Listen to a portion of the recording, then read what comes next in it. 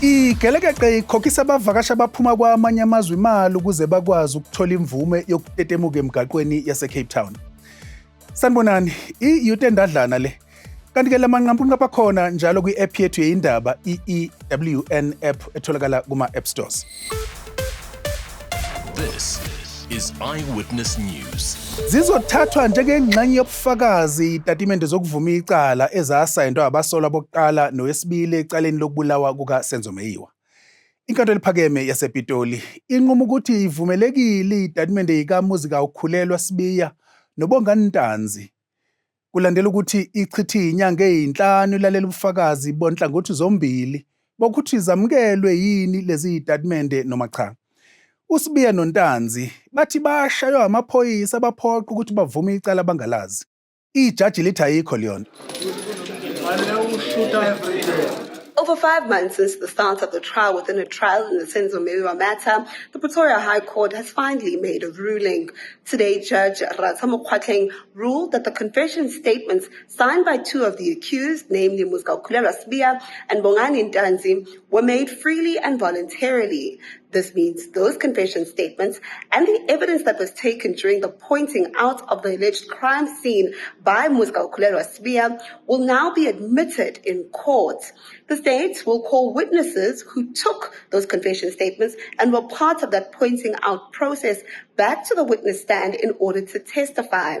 It's important to note, however, that Judge Kwezanamuhla has stipulated that this ruling may be reviewed in the future depending on the outcomes of the main trial. For now, however, the main trial continues in the Pretoria High Court tomorrow.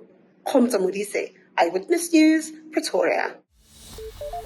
Sebezomelo advocate Cyril Mlotshwa abasola ababili kwaba yisikhombisa abasolakala kubeni ingxenye yetulo lokubulala umculu aka noTibelo Motswane.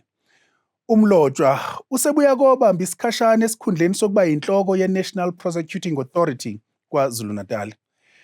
Wethule ngokusemthethweni namhlanje enkantolo ukuthi ayomela uLindokuhle Mkhwanazi noLindo Ndimande ngekathi kulalelwa isicelo sebheyili sabasolwa abahlanu ababoshwe kuleli enkantolo kamanje yaseThekwini. Double murder case against Kiernan aka Forbes and his friend Tibs Motswane resumed in the Durban Magistrates Court today. We heard that 2 of the 5 men who appeared in court applied for bail. Their attorneys and their advocates reading out their applications for bail. Accused 1, Lindokuhle Mkhwanazi, suggesting that he is pleading not guilty and should be released on bail so he can support his pregnant wife. Accused 3, Sianda Mieza, saying that he is currently out on bail in another murder case, that of a certain William Kunene. He alleges that police arrested him on the murder of William Kunene and forced him and assaulted him to make a confession to the murders of AKA and Tibs. 3 of the other men that appeared in court this morning will not be making an application for bail and will be doing so on Monday when their case returns to the Durban Magistrates Court. For Eyewitness News, I'm Oren Singh.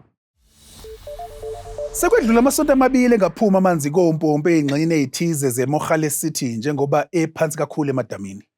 iKrugersdorp, iKagiso, Manziville kanye neLewisham ezinye zeindawo engenamanzi. Namuhla amalungu eDemocratic Alliance ebebhikisha ngaphandle kwamahhovisi kamasipala kumanje nje oholwa yimbimbi lwe-ANC ne-EFF. I-DA ithi ningakhulu imali echithwa izakhamizi ekuthengeni amanzi ekubeni isaqhubeka nokuthela. A lot of residents have graciously opened their boreholes for use for neighbours, etc. There's been private companies and Friends of Emergency Services and CPF, and we're very grateful for them for privately, at their own cost, delivering water to certain areas. Uhulumeni wakulelo sebuye wasigcizelela isimemezelo sokuthi kubekwe phansi ikhala eGaza. Kudedelwe futhi nabathunjwa nhlangothi zombili.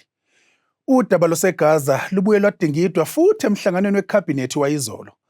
Ngekathi ethula umbiko ngalomhlangano namhlanje ekseni, ungqongqoshe ehhovisi likaMengameli uKhumbudzo Ntabeni uthe uhulumeni uzama ukuqwashisa inkantolo yobulungiswa yomhlaba ngokuthi izwe lakwa-Israel lisha indivi iphakamise ezenziwa iyona lenkantolo ngomasingane ecaleni lalifakwe ileli limangelela elakwa-Israel.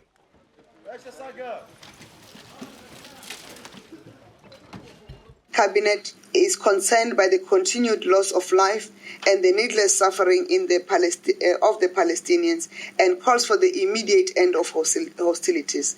We are hopeful that South Africa's urgent application to the International Court of Justice will bring an end to the conflict and allow space for the delivery of much-needed humanitarian aid. South Africa's application is intended to ensure that all fighting and hostilities are ended and that all hostages and detainees are released immediately and the blockade of Gaza is lifted. South Africa reaffirms that the only solution that will bring peace for the people of Palestine and Israel is the implementation of the two-state solution. Akukho mali ekhokhwayo ukuze umuntu akwazi ukuthilileka emgaqweni yase-Cape Town. Kuthiwa igebengu seyibaqedile abavakashi abaphuma kwamanye amazwe kuleliya dolobha. Zibakhokhisa imali zithe imvume yokuhamba edolobheni. Ngempela sonto esiphuma kuyona amakhamera aqapha ubelelesi aqophe iqaqobana lalabo sikhotheni ebelizenza ogadi liqola isivakashi saseGermany. Lithi kumele sikhokhe ngekhadi laso lasebhangi ukuze sikwazi ukuthola imvume. Abesilisa abathathu nowesifazana oyedwa babese behujwa amaphoyisa.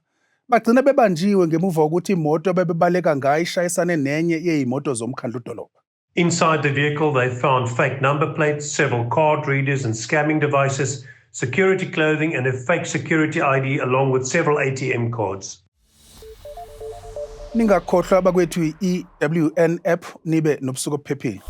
Eyewitness News, in touch, in tune, and independent. For the latest, log on to ewn.co.za or ewn.mobi.